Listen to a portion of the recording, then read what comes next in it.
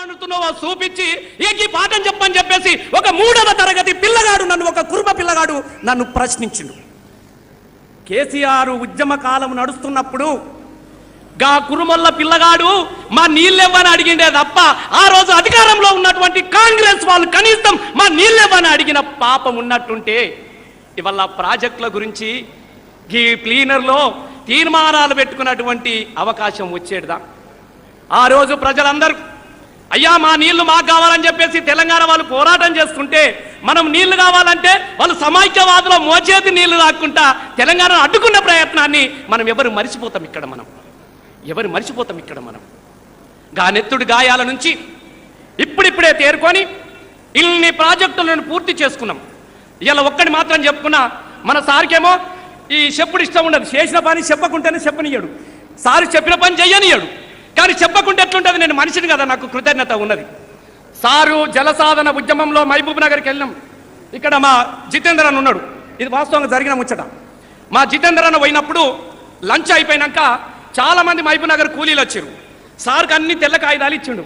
Sir ఇవన్నీ కాగితాలు చూసుకొని ఒకసారి తిరిగి నాకు ఇచ్చేసిండు. నేను చూసిన మా సార్ కాగితాలు ఇచ్చిందంటే ఆ కాగితాల నిండా ఏమైనా పనులు అడుగుతారేమో, లేకుంటే కంట్రోల్ బియ్యం అడుగుతారేమో, లేకుంటే పింఛన్లు అడుగుతారేమో అన్న. ఆ మహబూబ్ నగర్ కూలీల చేతుల్లో ఉన్న పేపర్లలో సార్ కేసీఆర్ గారు మాకు బొంబాయి బస్సు వేయించగలవు. ఇది ఎవరన్నా ఒక ఉద్యమ నేత గ్రామాలకు వెళ్ళినప్పుడు పనులు అడుగుతారు, కానీ మహబూబ్ నగర్ ప్రజలంతా కూడా బొంబాయి పోయడానికి కోసము బస్సు వేయమన్నటువంటి దుస్థితిని ఆ రోజు ఎవరికి కనబడలేదు. ఆ రోజు మేము ఇక్కడ ఉన్నాం, ఉండు పైలంగుండు అమ్మ మాయమ్మ, బొంబాయి పోతున్న తల్లి మాయమ్మ, బతుకు బారమాయే గుండె బారమాయే, బతుకు తెరువు కోసం నేను బొంబాయి పోతున్నా అని చెప్పేసి తల్లి బిడ్డల దుఃఖాన్ని పాటలతోని కన్నీళ్ళ మీద కైగట్టుకొని ఓదార్చుకున్నటువంటి దుఃఖాన్ని మనం కల్లారా చూసినాం. ఆ దుఃఖం మా సారు మనసులో పెట్టుకున్నాడు. ఏ దుఃఖానికి మూలమైన పాలమూరు జిల్లాను మొట్టమొదటి ప్రాధాన్యత తీసుకొని ఇలా అక్కడ ఉన్నటువంటి జూరాల, కోయిల్ సాగర్ లాంటి ప్రాజెక్టులను పూర్తి చేసి నీళ్ళు ఇచ్చినటువంటి చరిత్ర ఇవాళ తెలంగాణ రాష్ట్ర ప్రభుత్వానికి ఉన్నది. ఇలా బతకబోయినటువంటి మనిషి లేడక్కడ. సార్ మొన్న ఒక పేపర్లో వచ్చింది, ఆ పేపర్లో ఏమొచ్చిందంటే ఆ రోజు సార్కు బస్సు వేయమన్నారు. బొంబాయి వెళ్ళడానికి మనుషులు లేక బస్సులు బంద్ అయిందని చెప్పేసి పేపర్లో వచ్చినటువంటి చరిత్ర ఇవాళ మనం ఆ పేపర్లో మనం చూసినాం. మహబూబ్ నగర్ ఏ కూలీ అయితే పిల్లలేడివి తల్లులేడివి అని పాటలు పాడుకున్నారో గా కూలీలకు ఇవాళ తిరిగి బొంబాయి నుంచి తిరిగి వస్తూ ఉంటే ఇవాళ అదే పాలమూరు జిల్లా నుంచి వలసల జిల్లాగా ముద్రపడ్డ పాలమూరు జిల్లాకు బయట రాష్ట్రాల నుంచి వలస వచ్చినటువంటి దుస్థితి ఇవాళ లెక్కలు తీస్తూ ఉన్నాయి. మనకు ఈ ప్రాజెక్టులు ఒకవైపు నడుస్తూ ఉన్నాయి.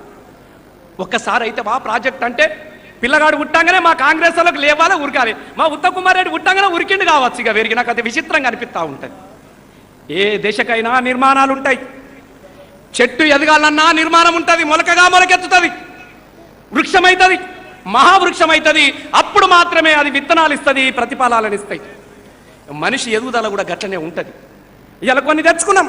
మహబూబ్ నగర్లో పూర్తి చేసిండు కదా భక్త రామదాసు ప్రాజెక్టును 11 నెలల్లోనే రికార్డ్ స్థాయిలో పూర్తి చేసి ఖమ్మం జిల్లాకు దాహార్తి తీర్చినటువంటి సందర్భం మన కళ్ళ ముంగడ కనబడుతుంది కదా.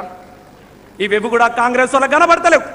కాంగ్రెస్ వాళ్ళకి ఏం కనబడుతున్నాయి అంటే తెలంగాణ ప్రజలకేమో ప్రాజెక్టుల మీద కట్టినటువంటి కట్టలు కళ్ళలో మెదులుతా ఉన్నాయి.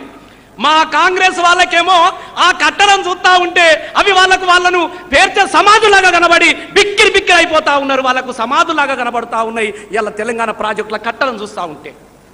ఎందుకంటే వాళ్ళకు కావాల్సినది ఆ రోజు తెలంగాణ మీద రైతులు మరణించినప్పుడు శవాల మీద ప్యాలాలు ఏరుకునే ప్రయత్నం చేసినటువంటి కాంగ్రెస్ పార్టీ ఆ రోజు తెలంగాణను అడ్డుకున్నట్టుగానే ఇవాళ ప్రాజెక్టులను అడ్డుకోవడానికి కోసము ఒక కుట్రపూరితమైనటువంటి సందర్భానికి తెరదీసింది. ఆగిందా తెలంగాణ? ఆ రోజులు తెలంగాణ ఆపుతా అని చెప్పేసి విర్రవిగితే తెలంగాణ ఆగిందా? పండబెట్టి తొక్కినం, తెలంగాణ సాధించుకున్నటువంటి సందర్భం మన కళ్ళలో కనబడతా ఉన్నది. ఇవాళ ప్రాజెక్టులు మీరు ఆపగలరా? ప్రాజెక్టుల కట్టల కింద, ప్రాజెక్టుల మత్తడి కట్టల కింద మేము బాధర వేస్తాం, తెలంగాణ ప్రాజెక్టులు సాధించి తీరుతాం, తెలంగాణకు నీళ్ళు ఇచ్చే సందర్భం మీ కళ్ళ ముందర పెడుతున్నటువంటి సందర్భాన్ని మనం గుర్తు చేసుకోవాలి. ఎందుకనంటే నేను నిన్న చూసిన ఎంత విచిత్రం ఉంటుందంటే తెలంగాణ వచ్చింది. మా రామన్న చెప్పిండు, కేటీఆర్ మొన్న మంచిగా చెప్పిండు. గడ్డ మీద ఇయ్యడట ఉత్తమ్ కుమార్ రెడ్డి. అరే నీ అమ్మ ఇది విచిత్రంగా ఉన్నది, ఎందుకు తీయమనంటే ఈ తెలంగాణ ప్రాజెక్టులను అయిపోయేదాకా ఆయన గడ్డ మీద ఇయ్యడట. అరే ఇది పంచుకునేది ఎందుకు, గడ్డ మీద ఇయ్యడట, తీయకు. ఎందుకనంటే తెలంగాణలో నేను చిన్నప్పుడు చూసిన మా ఊరికి గంగిరెద్దోళ్ళు వచ్చేటోడు. ఆ గంగిరెద్దోళ్ళు వచ్చినప్పుడు మంచిగా కోట్ వేసుకున్నటోడు, ఏషం కట్టుకున్న చెట్టోడు. నేను ఇటీవల చూసిన ఇది పరిగె గిట్టని నేను సభ జరిగింది, సేమ్ టు సేమ్. పైసలు అయితే తీసుకొచ్చుకున్నాం కానీ ఎరువు దొరుకుతుందా? ఇక ఎరువు దొక్కటి వారం రోజులు ఎరువుల కడలా ఇన్ని కట్టాలి, చెప్పులు ఇడిచి రావాలి, బట్టలు ఇడిచి రావాలి. ఎవడన్నా చెప్పు జరిపిండి అనుకో మీద పడిది అనుకోవాలి. ఇక ఇదే కథ మాదిగా. ఇట్లాంటి దుఃఖాన్ని చూసినాం, లాఠీల ఛార్జీలు తిన్నాం, జైలు బయలైనటువంటి సందర్భం ఉన్నది.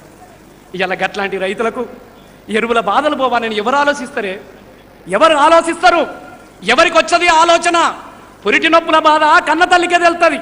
కాబట్టి ఇలా రైతు బిడ్డ కాబట్టి, తనే స్వయంగా రైతు కాబట్టి, రైతుల దుఃఖాన్ని చూసింది కాబట్టి ఇవల్ల రైతులకు ఏ సమస్యతోనైతే సతమతం అవుతున్నారో, ఏ సమస్య అయితే వాళ్ళకు భరోసానిస్తుందో ఆ సమస్యకు మూలాన్ని వెతికి ఇలా ఎకరానికి 4,000 రూపాయలు 2 పంటలకు ఇస్తా అన్నటువంటి మీ దయాగుణానికి నేను శిరస్సు వంచి దండం పెట్టుకుంటున్నా సార్. నిజంగా చెప్తా ఉన్నా,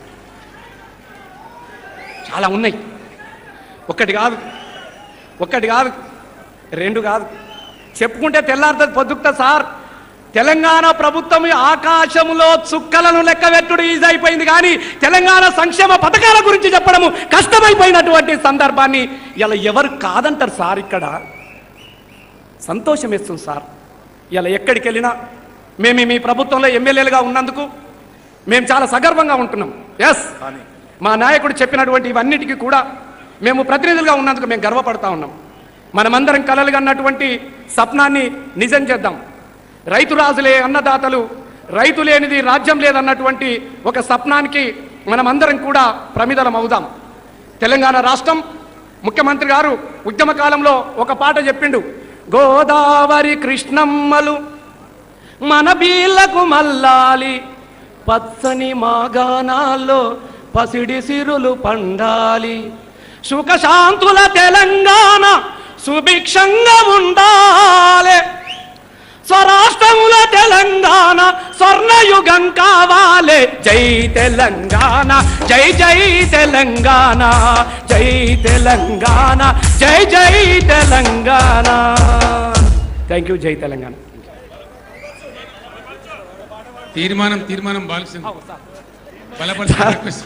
మీ పథకాలని చూసినాక తీర్మానాలు మర్చిపోయినా సార్ నేను ప్రార్థిస్తాను.